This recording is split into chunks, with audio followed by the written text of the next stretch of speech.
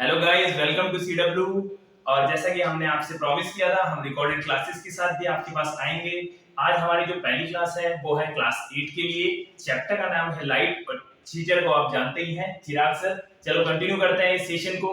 Thank you. Hello, good evening बच्चों। कैसे हो आप? आई होप आप सभी फाइन हो।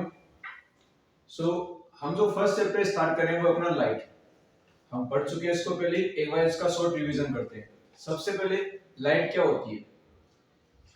डेफिनेशन में देखी जाए तो लाइट एनर्जी का वह फॉर्म होती है जिसके द्वारा अपन किसी ऑब्जेक्ट्स को देख सकते हैं। Light is a form of energy which enables us to see the different objects। Second case जो हमारे पास आता है, लाइट की स्पीड क्या होती है? लाइट की स्पीड होती है 3 लाख किलोमीटर पर सेकंड। एक सेकंड के अंदर लाइट कितने किलोमीटर चल जाती है? 3 लाख किलोमीटर। थर्ड पॉइंट जो मोस्ट इंपोर्टेंट है, light can travel in vacuum also. हम जब बात करते हैं space is a vacuum for us. Space के अंदर भी लाइट ट्रेवल करती है। एंड साउंड जो होता है वो वैक्यूम के अंदर ट्रेवल नहीं करता। साउंड को ट्रेवल करने के लिए, साउंड को चलने के लिए किसी ना किसी मीडियम की रिक्वायरमेंट होती है। लाइट को ट्रेवल करने के लिए कोई मीडियम की रिक्वायरमेंट नहीं होती। It means light can travel in vacuum. Now वापस देखना एक बार, लाइट क्या होती है? लाइट एनर्जी की फॉर्म होती है। लाइट एक्चुअली क्या होता है? लाइट फोटोन से बनी होती है। फोटॉन्स क्या होते हैं? बहुत स्मॉल पार्टिकल्स होते हैं जिनके पास क्या होती है? एनर्जी होती है। इसलिए अपन क्या बोलते हैं? लाइट के पास क्या होती है? एनर्जी होती है। लाइट एक एनर्जी की फॉर्म होती है, बेसिक चीज। सेकंड, जो लाइट की जो स्पीड होती है कितनी होती है? The speed of light is 3 multiply by 10 to the power 8 meter per second. ये मीटर में करा मैंने। अगर मैं इसको ऐसे लिख दूं 3 multiply by 10 to the power 5, 10 की पावर 8 को मैंने क्या लिखा? 10 की power 5 multiply by 10 to the power 3। 10 की power 5 multiply by 10 to the power 3 कितना हो जाएगा? 10 की पावर 8। इसको लिखो मीटर पर सेकंड। 10 की पावर 3 मीटर क्या होता है? 1000 मीटर। 1000 मीटर का मतलब 1 किलोमीटर। तो ये कितना हो गया? 3 मल्टीप्लाई बाय 10 की पावर 5 किलोमीटर पर सेकंड। इट मींस जो हमारी लाइट है वो एक सेकंड के अंदर कितना किलोमीटर ट्रेवल कर जाती है? 3 lakh kilometre. 3 lakh kilometre. Now इसके बाद जो मैंने आपको कॉल करा, लाइट किस में ट्रेवल कर जाती है? वैक्यूम में। लाइट को किसी मीडियम की रिक्वायरमेंट नहीं होती है। Okay, light does not require any medium for propagation. जो साउंड होता है, साउंड को ट्रेवल करने के लिए किसकी रिक्वायरमेंट है? मीडियम की। साउंड वैक्यूम में कभी भी ट्रेवल नहीं कर सकता। ये कुछ इंपॉर्टेंट चीजें थी, जो बेसिक चीजें हैं, ठीक है ना? इन्हें हमें ध्यान में रखना है। पोज कर दिया। सर ना, हमारे पास तीन फिनोमेना होते हैं। एक होता है रिफ्लेक्शन, एक होता है रिफ्रैक्शन, एक होता है एब्जॉर्प्शन। बहुत इजी है, सुनना एक बार, बहुत इजी टॉपिक है। सपोज करो लाइट किसी सरफेस पे स्ट्राइक कर रही है। मेरे पास ये सरफेस है, इस पे मेरी कोई लाइट आके स्ट्राइक कर रही है। तो तीन कंडीशंस होती हैं यहाँ पे। फर्स्ट कंडीशन ये है कि लाइट स्ट्राइक करेगी और वापस रिफ्लेक्ट बैक होगी। मतलब जिस मीडियम से आ रही है उसी मीडियम में वापस रिफ्लेक्ट बैक होगी। इसको अपन बोलते हैं रिफ्लेक्शन। सेकंड क्या होता है? आपने कभी देखा होगा, जैसे आयरन के ऑब्जेक्ट्स होते हैं, उनको अपन धूप में रखते हैं तो वो गर्म हो जाते हैं। गर्म क्यों होते हैं? जो सनलाइट उस पे स्ट्राइक कर रही है उसको उसने एब्जॉर्ब कर लिया। कुछ पार्ट को सनलाइट उसने क्या कर लिया? एब्जॉर्ब कर लिया। तो जो एब्जॉर्प्शन क्या बोलते हैं? जब कोई सरफेस किसी लाइट के पार्ट को एब्जॉर्ब करे उसको क्या बोलते हैं? एब्जॉर्प्शन बोलते हैं। ये गर्म क्यों हुआ? जैसे आयरन है, अपन बोलते हैं आयरन को धूप में रखो, गर्म हो जाएगा। गर्म क्यों हो रहा है? क्योंकि जो सनलाइट है उसके पास क्या होती है? एनर्जी होती है। सनलाइट ने अपनी एनर्जी किसको ट्रांसफर कर दी? आयरन के सरफेस को ट्रांसफर कर दी। थर्ड कंडीशन होती है रिफ्लेक्शन। रिफ्लेक्शन को देखो आप ऐसा समझो, जैसे अपने पास वाटर है, इसके नीचे क्या है? वाटर है, ऊपर क्या है? एयर। दो मीडियम हमारे पास, एक एयर है, एक वाटर है। तो जब भी लाइट, जैसे आपने वाटर पे टॉर्च इंसिडेंट करी और ये टॉर्च इसके अंदर वाटर में ट्रेवल करेगी, यस और बिल्कुल कुछ डिफरेंट पार्ट से ट्रेवल करेगी। एक बार के लिए मान लो इससे पास जा रही है, एक बार मान लीजिए। तो लाइट एक मीडियम से किसमें जा रही है? दूसरे मीडियम में जा रही है। जब भी लाइट एक मीडियम से दूसरे मीडियम में ट्रेवल करती है तो उसको अपन बोलते हैं रिफ्लेक्शन ऑफ लाइट। ओके, हमारे सिलेबस में कौन सा है? हमारे सिलेबस में रिफ्लेक्शन है सिर्फ, तो हम इसी को स्टडी करेंगे। अब देखिएगा रिफ्लेक्शन क्या होता है। जब आप किसी बॉल को सरफेस पे भिड़ाओ, जमीन के ऊपर बॉल को भिड़ाओ, तो वापस बॉल ऊपर स्ट्राइक करती है। इसको अपन क्या बोलते हैं? रिफ्लेक्शन। वैसे ही अगर लाइट किसी सरफेस को स्ट्राइक करती है और वापस उसी मीडियम में आ जाती है तो उसको अपन क्या बोलते हैं, रिफ्लेक्शन ऑफ लाइट। हमारे पास एक सरफेस है, मैंने एक रे को इंसिडेंट करा, ऐसे ये रे आ गई, ये रे वापस इस तरफ आ गई, इसको अपन क्या बोलते हैं, रिफ्लेक्शन। जिस मीडियम से लाइट आ रही है उसी मीडियम में वापस जा रही है, या फिर ऐसे बोल दो, लाइट आई, स्ट्राइक करी, बाउंस बैक हो गई, वापस ऊपर की तरफ आई, बाउंस बैक हो गई, इस फिनोमेना को अपन क्या बोलते हैं, रिफ्लेक्शन बोलते हैं। एक बार फिर सुनिएगा, जो लाइट इंसिडेंट कर रही है उसको अपन क्या बोलते हैं, इंसिडेंट रे। जो लाइट वापस जा रही है, रिफ्लेक्ट होकर, इसको क्या बोलते हैं अपन, रिफ्लेक्टेड रे। ये जो पॉइंट है, जिस पॉइंट पे लाइट सरफेस को स्ट्राइक कर रही है, इसको अपन बोलते हैं point of incidence. Point of incidence. एक सबसे इंपॉर्टेंट पॉइंट जो यहाँ पे बनता है, एक हम लाइन ड्रॉ करते हैं परपेंडिकुलर टू दी सरफेस, जो आपका सरफेस है इसके परपेंडिकुलर 90 डिग्री पे ड्रॉ करते हैं, इस लाइन को हम क्या बोलते हैं, नॉर्मल। इसको आप क्या बोलते हो, नॉर्मल। एक्चुअली हम क्या करते हैं, जो भी अपन मेजरमेंट करते हैं वो सभी किसके साथ करेंगे, नॉर्मल के साथ मेजर करेंगे। जैसे ये जो इंसिडेंट रे आ रही है, इस मेटल पे कितने एंगल पे स्ट्राइक कर रही है, आ रही है ना, तिरछी आ रही है, तो कितने एंगल पे कर रही है, वो एंगल अपन किससे मेजर करते हैं, नॉर्मल से, इस तरीके से।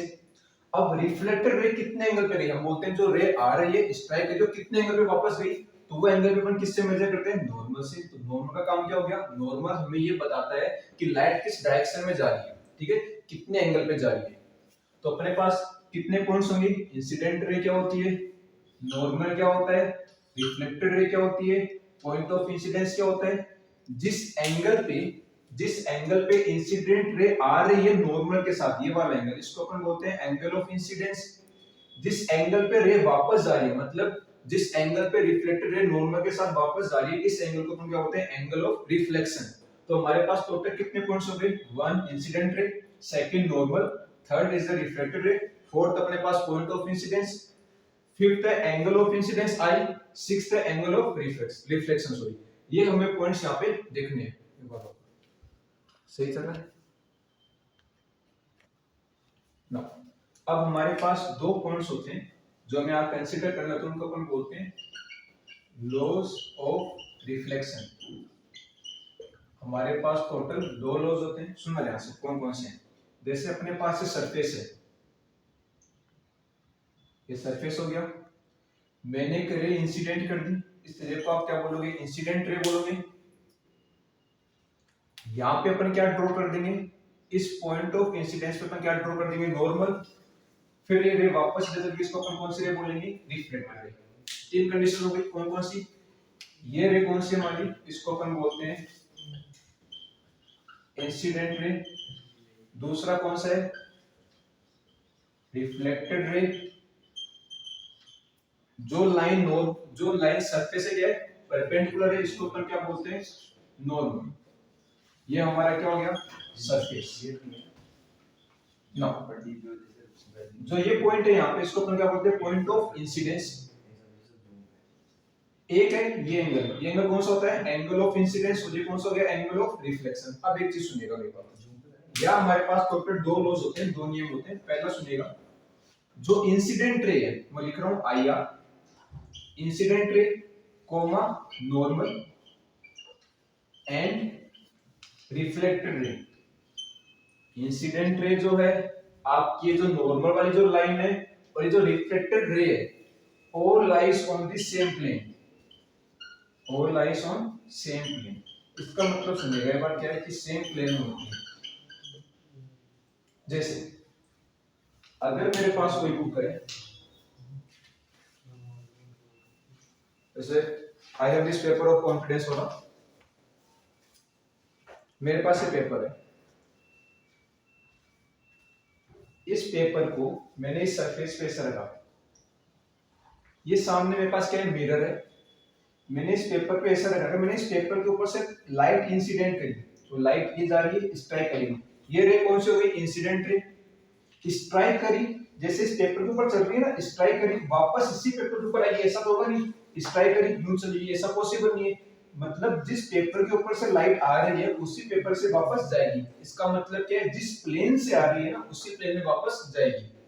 थर्ड केस, जो नॉर्मल हम बनाएंगे वो क्या बनाएंगे, बिल्कुल परपेंडिकुलर, ऐसे नॉर्मल बनेगा सरफेस के। तो हम क्या बोलेंगे, जो इंसिडेंट रे है, जो नॉर्मल है और जो रिफ्लेक्टेड है, ये सभी क्या होती है, सेम प्लेन में होती है। और जो सेकंड जो मोस्ट इंपोर्टेंट है इस केस में, वो क्या होता है, जो हमारा एंगल ऑफ इंसिडेंस होता है, ये हमेशा किसके बराबर होता है, एंगल ऑफ रिफ्लेक्शन। मतलब लाइट नॉर्मल के साथ जितने एंगल पे आएगी उतने एंगल पे वापस जाएगी। तो हमें बोलते हैं angle of incidence is always equal to angle of reflection. वापस सुनो, इंसिडेंट रे क्या होती है, द रे व्हिच स्ट्राइक्स दिस सरफेस, ऐसी रे जो सरफेस को स्ट्राइक करती है उसको अपन क्या बोलते हैं, incident ray.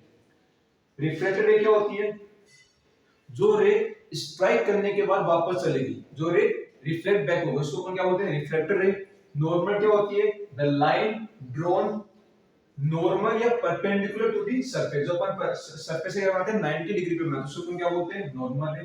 Point of incidence क्या होता है, जिस सरफेस के ऊपर वह पॉइंट जिसके ऊपर इंसिडेंट रे स्ट्राइक कर रही है, the point at which the incident ray strikes the metal surface और सरफेस, एनी सरफेस। कितने लॉस थे हमारे पास, दो, incident ray, reflected ray and the normal all lies on the same plane, एक ही प्लेन में होती है। दूसरा क्या था, the angle of incidence is always equal to angle of reflection, जिस रे पे इंसिडेंट रे आ रही है उतने एंगल पे कौन जाएगा, सॉरी जिस एंगल पे इंसिडेंट रे आ रही है उतने एंगल पे रिफ्लेक्टेड रे जाएगी। यहाँ पे एक चीज सुनना, एंगल ऑफ इंसिडेंस क्या है, देखो यहाँ से ये किसके बीच में एंगल बन रहा है, ये एंगल बन रहा है नॉर्मल और इंसिडेंट रे के बीच में। तो हम क्या बोलेंगे एंगल ऑफ इंसिडेंस को, angle between normal and the incident ray. Second, angle R क्या होगा, ये होगा angle between normal and the reflected ray, इन दो रे का बीच का एंगल कौन होगा, एंगल ऑफ रिफ्लेक्शन। कितनी होगी, now we have a problem. Problem ये है कि जो इंसिडेंट रे है और रिफ्लेक्टेड रे, ये दोनों एक दूसरे क्या है, परपेंडिकुलर है। मैंने बोला क्वेश्चन के अंदर जो इंसिडेंट रे और जो रिफ्लेक्टेड रे वो दोनों क्या एक दूसरे के परपेंडिकुलर। तो आप फाइंड करो angle of incidence and angle of reflection, आपको दोनों फाइंड करना है। मतलब सुनो क्या है, जैसे अपने पास कोई सरफेस है, ये रहा अपने पास सरफेस, ये मैंने नॉर्मल बना दिया, रफली डायग्राम बना रहा हूं, ये अपना इंसिडेंट रे, ये कौन से हुई, रिफ्लेक्टेड रे।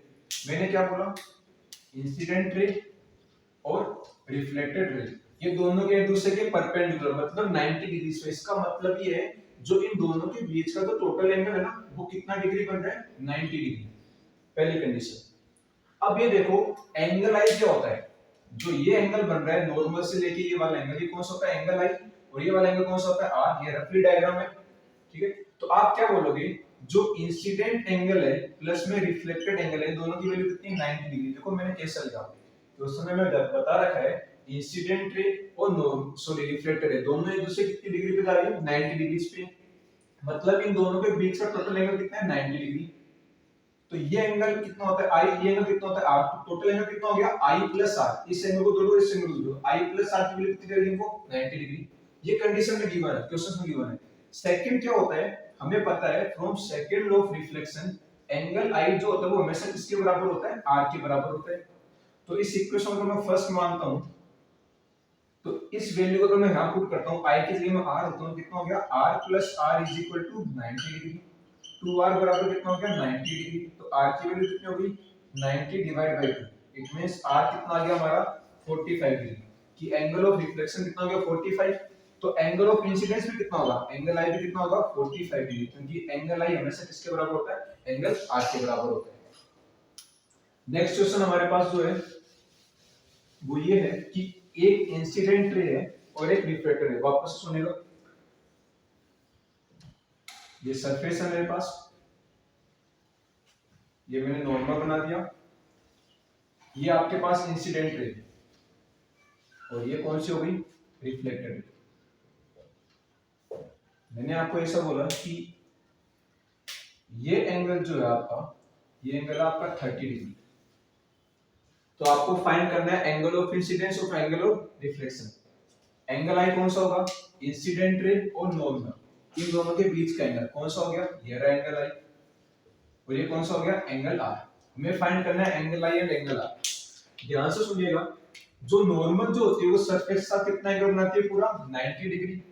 तो ये एंगल अगर पूरा 90 है यहाँ से लेके यहाँ तक, तो सुनो क्या मैं लिखता हूँ, एंगल आई, ये angle plus this angle I plus 30, इन दोनों की वैल्यू किसके बराबर थी, 90 की।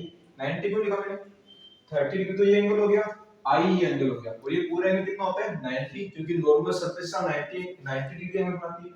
यहाँ से आई कितना देगा 90 डिग्री, 30 को इस साइड ले जाओ तो माइनस का हो जाएगा, तो यहाँ से एंगल आई कितना आ गया 60 डिग्री।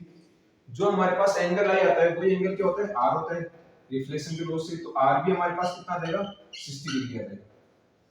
आई होप आपको टॉपिक क्लियर होगा, हम पहले पढ़ चुके हैं। Okay, thank you very much. Thank you guys. तो क्लास कैसी थी ये आप हमें बता सकते हैं। कुछ आपको समझ नहीं आया तो आप डाउट सेशंस, हम जब डाउट सेशंस शेड्यूल करते हैं तो आप उसमें अपने डाउट्स पूछ सकते हैं। और हमारी क्लासेस, रेगुलर क्लासेस जो कॉन्फिडेंस वाला लगती है, वहां तो हम हैं ही आपके डाउट्स क्लियर करने के लिए। तो थैंक यू वेरी मच। आज की फर्स्ट क्लास लाइट यही थी।